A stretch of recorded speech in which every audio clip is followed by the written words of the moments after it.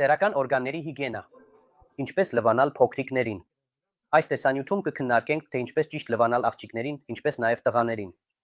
Եթե տղաների դեպքում ամեն ինչ պարզ է, միակ բանը, որ մեզ որպես ծնողների պետք է իմանալ, այն է, որ տղայի մոտ պետք չէ ձգել, հետ քաշել կամ ուժով շարժել ծայրային մաշկը, որովհետև դա բավականին հնացած խորհրդային ժամանակների մեթոդներ են, որոնք այսօր արդեն չեն կիրառվում։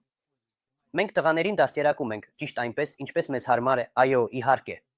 Իսկ աղջիկների դեպքում իրավիճակը շատ ավելի բարդ է, շատ պարզ պատճառով, աղջիկների մոտ լորձաթաղանթ կա, նրանք մի փոքր բաց են, եւ նրանց պաշտպանությունը հիմնականում ապահովում են մեծ սեռական շուրթերը։